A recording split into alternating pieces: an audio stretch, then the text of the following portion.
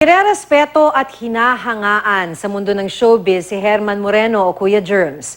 Bukod sa pagiging veteranong aktor at TV host, siya rin ang nagpasikat sa maraming artista na hinahangaan ng marami ngayon. Balikan natin ang kanyang buhay sa report ni Susan Enriquez.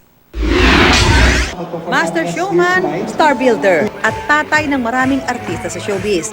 Ilan lang yan sa mga naging titulong ikinabit sa veteranong aktor at TV host na si Herman Kuya Germs Moreno. Pero bago pa man niya naabot ang tagumpay, naging payak ang kanyang simula. Ipinanganak si Herman Molina Moreno noong October 4, 1933 sa Santa Cruz, Maynila.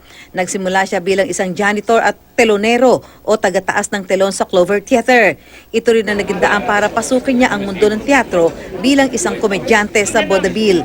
1970s naman nabigyan ng break sa GMA Network si Kuya Germs bilang host ng iba't ibang variety show tulad na lang ng GMA Super Show, Negosyete at Master Showman Presents na ngayon ay walang tulugan with the Master Showman na. Naging host at producer din siya ng youth-oriented variety show na That's Entertainment kung saan nagsimula ang ilang kilalang artista ngayon. May mata rin si Kuya Germs sa potensyal ng mga talento ng ilang artista. May programa rin siya sa Super Radio DCWB. Siya rin ang nanguna sa pagkakaroon ng sariling Walk of Fame dito sa Pilipinas. January 2015 ang unang na mild stroke si Kuya Germs dahilan para lumiban siya sa kanyang mga trabaho sa radyo at telebisyon. Pero matapos ang 3 buwan, muling nagbalik si Kuya Germs sa kanyang mga programa dahil ika nga, the show must go on. Huli naman siyang nakita ng publiko sa Countdown to 2016 ng GMA Network.